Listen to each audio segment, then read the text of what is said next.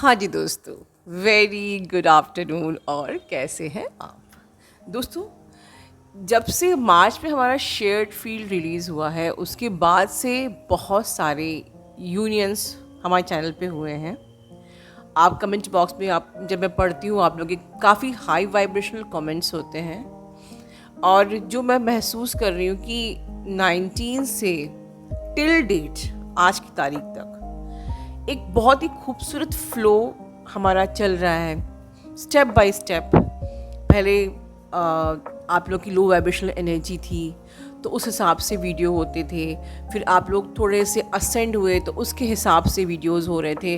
और अब हमारे चैनल पे बहुत ही ज़्यादा हाई वाइब्रेशनल कंटेंट बन रहे हैं, और मैं बना रही हूँ क्योंकि अब आप लोग इस जगह तक पहुंच चुके हैं। तो अपनी सबसे पहले पीठ थपथपाइए कि जो हमारा सफ़र है वो बिल्कुल मुकाम तक पहुंच रहा है, ठीक है।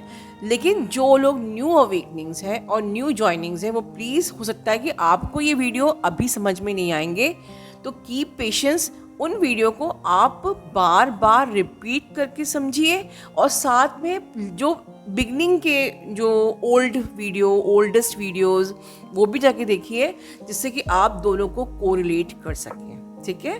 क्योंकि अभी जो वीडियोस बन रहे हैं ये बहुत ही ऑलमोस्ट उन अवेकनिंग्स के जिनकी अब journey just about to finish है, राइट। और अंत में आते आते आपकी एनर्जी बहुत हाई वाइब्रेशन हो जाती है, आप 3D से 5D में शिफ्ट हो जाते हो। डेफिनेटली उस हिसाब से मुझे आपके वीडियोस बनाने पड़ेंगे कि अब आप maximum 80% of the gentry of this channel अभी 5D में पहुंच चुकी है, एंड हाई वाइब्रेशनल कंटेंट इसलिए है, राइट। बट सबके लिए एप्लीकेबल है, सब सुनेंगे, समझेंगे, कभी ना कभी आप भी वहाँ तक पहुँचेंगे। सो बिल्कुल आप रिपीट करके सुनिए और पीछे के वीडियोस भी देखिए। तो ये तो एक बात हो गई। अब ये जो आज का वीडियो है, ये बहुत इंपॉर्टेंट वीडियो है, क्योंकि मैं कुछ दिन से एक पैटर्न देख रही हूँ फ्रॉम 2 मंथ्स कि शेयर फील्ड के बाद हमारे बहुत सारे यूनियन हुए, बहुत ही सारे यूनियन। और एक पैटर्न जो है, जो कि आ रहा है, जो मैं फील कर रही हूँ, हो सकता है कि कई लोग इस पैटर्न से गुजर रहे होंगे, बट इसका एंड कहाँ जाके होता है ये आपको अभी क्लियर नहीं है। So this video is about this.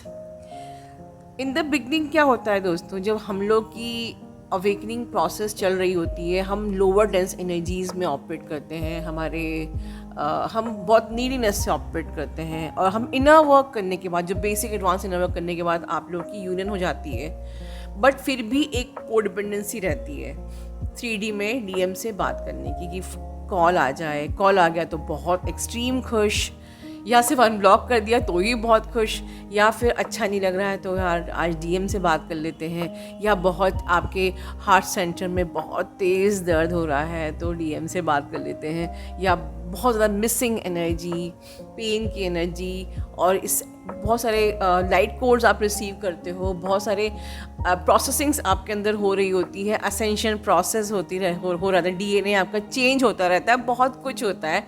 तो ऐसे में हम लोग को अपने DM से बात करने का मन करता है। और अगर आपका मिनी यूनियन, जिसको मैं कहूँगी मिनी यूनियन, की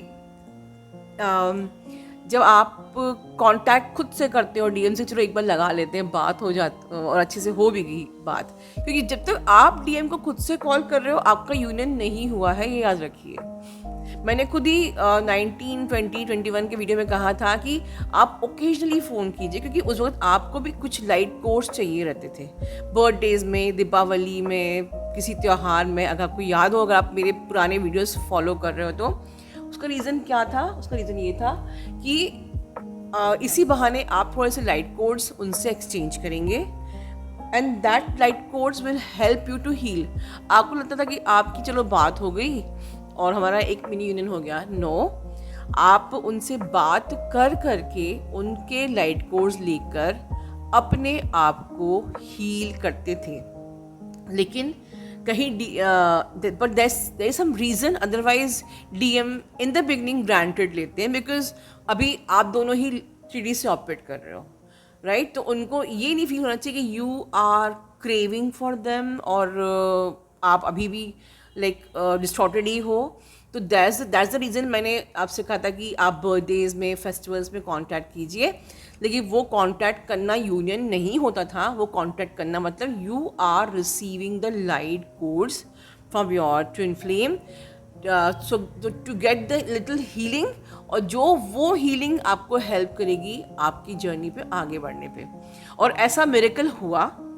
मैं चैनल पे आप लोगों को एक छोटे से पेड़ से लेके घने पेड़ तक बढ़ता हुआ देख रही हूँ, तो मुझे पता है कि मेरे बच्चे पहले बिल्कुल डिस्टॉर्टेड थे और अब वो इतने हाई वाइब्रेशनल हो गए हैं, ग्रोथ कर रहे हैं, राइट? छोटा सा पौधा को मैंने बड़ा होते हुए देखा है चैनल पे, तो मैं जानती हूँ कि आप लोगों ने फॉलो किया और आप लोग अब इस लेवल पे आ गए कि now you are no longer feeling any neediness and you are balanced and you are doing growth in your life. Very good. But इसके बाद क्या होता है? सेकेंड स्टेज होती है कि जब डीएम आते हैं आपके पास खुद से और वो कांटेक्ट करते हैं, और क्योंकि अभी भी आप पूरे अवेकन नहीं हुए हो, आप असेंड हो रहे हो पर आप 5D एनर्जी में टैप इन नहीं किए हो, ठीक है? आप अभी 3D या 4D में ही हो, तो अभी आपको पता नहीं है। अब आप भी अनअवेयर, डीएम भी अनअवेयर, तो क्या होता है? डीएम आए सीधे इंटीमेसी और कोलैप्स। तो ये क्यों कोलैप्स होता है, तो सब डिटेल जो जिन लोगों ने पीएमई सेशन बुक कराए हैं वो काफ़ी कुछ हो चुके हैं, वो जान चुके हैं, और काफ़ी कुछ जिनकी डेट्स अभी नहीं आई है वो जान लेंगे, क्योंकि it is a broad concept that I can't discuss here.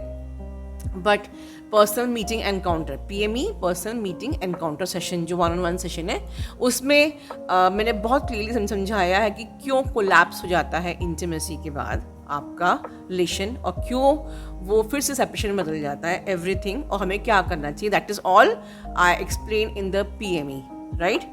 तो क्योंकि वो जो आना होता है that is not at all union, जो कमेटी में हम लोग मिनी यूनियन, अपनी स्मॉल यूनियन जो कुछ बोलते थे, but union is never ever happen जब तक कि आप दोनों की 5D एनर्जी नहीं हो जाती है, ठीक है? ओवरऑल जब आप देखिए, अब वो आते हैं, वो क्यों आते हैं? क्योंकि अब आपने पूरा, जिन्होंने शेयर्ड फील्ड लिया उनको पता है कि आपको क्यों मना किया जाता है डीएम की एनर्जी लेने से, ठीक है? अब आपने अपने डीएम को पूरा खाली कर दिया उनसे लाइट कोर्स ले लेके, जबकि प्रोसेसिंग दोनों की हो रही है, ठीक है? अब डीएम यहाँ पर पूरे खाली हो जाते हैं, and then they want the energy, और फिर वो आते हैं आपसे एनर्जी लेने के लिए। अब यहाँ पर आज का मेरा मेन वीडियो शुरू होता है कि क्या हमें एनर्जी देना चाहिए? यस। तो यहाँ मैं ये बोलूँगी कि यस, आपको एनर्जी, मतलब आपके डीएम आपसे मिलना चाहते हैं, यस आपको मिलना चाहिए। सी, ये जो प्लेटफॉर्म है यहाँ पर एक कॉमन आंसर दे रहे हैं, सबकी जर्नी यूनिक है, अलग अलग है, तो ये आंसर सब पे एप्लीकेबल है, मैं ये नहीं कहूँगी, बट हाँ एक जो जनरल प्रोटोकॉल है कि यस, पहले आप उनकी एनर्जी लेते हो, आप उनको बार बार कॉल करते हो, आप मैसेज करते हो, आप उनकी लाइट कोड लेते हो, एंड देन जब वो खाली हो जाते हैं तो वो आपके पास आते हैं आपसे एनर्जी लेने के लिए, जो कि ऑटोमेटिक प्रोसेस होती है, और हम सोचते हैं मैम मेरा यूनियन हो गया, राइट? ओके, अब आपको मिलना चाहिए, यस मिलना चाहिए, ये एक अंडरलाइन है, depends upon person to person किस कंडीशन में है आप, लेकिन कितना मिलना चाहिए that is all involve in PME, ठीक है? सब हमारे पीएमई कि आपको मिलना चाहिए, कब मिलना चाहिए, क्यों मिलना चाहिए, कितना मिलना चाहिए, कैसे मिलना चाहिए, एवरीथिंग इज हमारे जो ये 1-on-1 सेशन है पीएमई है उसमें मैंने एक्सप्लेन किया हुआ है, ठीक है? ये डिपेंड करता है, क्योंकि पर्सन टू पर्सन डिपेंड करता है कि कितना मिलना है कि नहीं मिलना है, क्यों मिलना है और कैसे मिलना है, राइट? लेकिन हाँ, इन शॉर्ट कहूँगी स्टेप बाय स्टेप मिलना है, नॉट एकदम से लास्ट प्रोसेस। समझ में आ गया? तो जब आप स्टेप बाय स्टेप मिलते हो उसके फ़ायदे क्या होते हैं कि ग्रेजुअली जैसे आपने बार बार महीने में एक बार, 2 बार, या आपने 3-4 महीने में एक बार करके उनसे आपने हीलिंग कोर्स ली, धीरे धीरे आपसे मिलते मिलते वो भी आपसे हीलिंग कोर्स लेते हैं, और आप you will sense and you will see कि हर अगली मीटिंग में वो बेटर होते जा रहे हैं। मतलब लाइक जब फर्स्ट टाइम मिले होंगे आपको बहुत बीमार मिले होंगे, दुबले पतले मिले होंगे, या वो अपनी लाइफ में बहुत फाइनेंशियल प्रॉब्लम से या कुछ प्रॉब्लम से गुजर रहे थे, नेक्स्ट मीटिंग में हो सकता है कि वो आपको बहुत बैलेंस मिले, लेकिन अभी उतने ज़्यादा रोमांटिक नहीं है, ओपन नहीं है, और नेक्स्ट मीटिंग में हो सकता है कि वो आपको like he is now changing, he is turning to be romantic, और maybe he is trying to talk to you very nicely, properly, या अब आपकी वो रिस्पेक्ट कर रहे हैं या पहले वो रिस्पेक्ट नहीं करते थे। तो these slight changes you will see, और उनकी लाइफ में growth, somewhere growth in their health, in their career, in their finance, आप ये चीज़ें देखेंगे। तो ये क्या हो गया, बट ये जो सब सारी चीज़ें होती हैं ये एक्चुअल ट्विन फ्लेम्स में होती हैं, ये सोलमेट रिलेशनशिप में नहीं होती है। तो ये एक और another way to confirm your journey. अब उनके में चेंज हो गया, तो क्या अब हमको इंटीमेसी कर लेना चाहिए, या अब हमको आगे क्या करना चाहिए? अब आगे एज अ डीएफ आपको ये देखना है कि मैं 5D एनर्जी में अब तक आई हूँ कि नहीं। देखिए 5D एनर्जी पे अगेन मैं फिर बात करूँगी, मैंने कल की वीडियो में बात की थी, और कल का वीडियो जिसने नहीं देखा है प्लीज़ देखिए।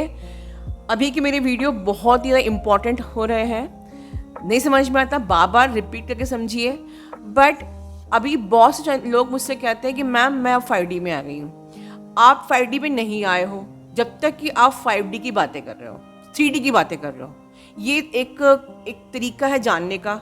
अगर आपको अभी कॉल, मैसेज और मैरिज चाहिए, right, if you are doing your inner work और struggling hard for the call, message और मैरिज, आप अभी भी 3D की प्रोग्रामिंग पे ही चारों तरफ घूम रहे हो, क्योंकि ये 3D का ही फ्रेम है। Marriage, message, call. अभी आप 5D एनर्जी, जो सोल की एनर्जी होते हैं, आप सोल के पर्सपेक्टिव से सोच भी नहीं रहे हो, आप 5D एनर्जी में कैसे आ गए? If your intention is to doing inner work only for the marriage, या यूनियन हो जाए या बात हो जाए एंड दैट्स इट, तो फिर आप वो यूनियन भी नहीं होगा, और वो हो भी गया तो इट इज़ सोलमेट रिलेशनशिप। और अगर नहीं आप एनर्जी में आए हो, सोल की एनर्जी में, तो अभी first of all it is your responsibility कि हम पहले 5D एनर्जी में आए। अब जब आप 5D एनर्जी में आ जाते हो as a real twin flame, आपका पर्सन भी बहुत फास्ट, मैंने कई वीडियो में बताया कि देखिए आप अगर ट्रेन से ट्रैवल करते तो आपका ट्विन फ्लेम प्लेन से ट्रैवल करता है। मतलब वही जो आप ट्रेन का सफ़र अगर 24 घंटे का है, तो वो प्लेन का सफ़र 2 घंटे का होता है। मतलब कि आपको अगर 3, 4, 5, 6, 7 साल लग गए इस जर्नी पे, तो वो विद इन 1 ईयर आपके लेवल तक पहुंच जाएंगे, राइट। तो आप अगर 5D में आ गए तो समझ लो कि वो भी 5D एनर्जी में आ ही चुके हैं, ये मान लीजिए। अब काम उनका होता है ग्राउंडिंग योर यूनियन, और यूनियन बिल्कुल ग्राउंड होती है, और ये रिस्पॉन्सिबिलिटी फिजिकल ट्विन की, मतलब डूइंग ट्विन, मतलब आपकी डिवाइन मैस्कुलिन की होती है। और कैसे हम कंफर्म करें कि हमारी यूनियन होगी ही होगी, और आप जिस दिन 5D एनर्जी में आ गए और अब आपके लिए मैरिज और कॉल, मैसेज अगर सिर्फ एक 3D का कंसेप्ट रह गया, and you are feeling your person 24/7 with you all the time, because this is a multi-dimensional connection. आप इस अर्थ प्लेन को छोड़ के हर जगह आप ऑलरेडी साथ हो, और वो साथ आपको फील होने लगता है, और आपको ये भी समझ में आ रहा है कि मुझे 3D में क्यों नहीं फील हो रहा है, बिकॉज 3D में ये माइंड और ये बॉडी हमको सेपरेशन कॉन्शियसनेस फील कराते हैं, राइट। लेकिन हम तो हर डायमेंशन में साथ ही हैं, ऑल डायमेंशन अगर हम साथ ही हैं, तो वो एहसास, वो फीलिंग जब आपको 24/7 रहने लगती है कि यार ये तो 3D में बस ये तो माया है, जो हमें ये एहसास करा रही है कि हम अलग हैं, हम 2 बॉडी 2 माइंड के संग अलग अलग ज़िंदगी जी रहे हैं, ये तो सिर्फ माया है, ये तो इल्यूजन है, ये तो फेक है। तो जब आपको ये समझ में आ गया, तो ये समझ लीजिए कि अब आपकी ट्विन फ्लेम की भी 5D एनर्जी कन्वर्ट होने ही वाली है, and you have already created the union timeline जो 3D प्लेन में आपका ट्विन फ्लेम मैनिफेस्ट करने ही वाला है, जो होगा ही होगा। और ये प्रोसेस होती है 3D प्लेन में परमानेंट हार्मोनियस यूनियन की। सिर्फ law of attraction affirmation not works जब तक कि आप खुद 5D एनर्जी में आके ये अपने आप को एक 5D बीइंग एहसास नहीं करते हो, आप अपने पर्सन को इंटरडायमेंशनली अपने साथ फील नहीं करते हो, जब तक आप 3D की बातें कर रहे हो, आपकी प्रोग्रामिंग में भी 3D जब तक है तब तक ये यूनियन पॉसिबल ही नहीं है, because you are 5D being. This connection is 5D connection. तो हाउ इट इज पॉसिबल कि 3D की बात करके 3D प्रोग्रामिंग के साथ आपका यूनियन हो जाएगा? ठीक है, so this is the pattern which is going on. इस वक्त बहुत से लोग पूछते हैं हम मिले ना मिले। अगर आप मेरी बात से रेजोनेट करते हो तो यस, आपको स्टेप बाय स्टेप अपने ट्विन फ्लेम से मिलना चाहिए, हीलिंग कोड एक्सचेंज करना चाहिए, उनकी हीलिंग होएगी, आप दोनों 5D एनर्जी में आएंगे और आपका पर्सन आपकी यूनियन को ग्राउंड करेगा। ठीक है, God bless you all, love you all.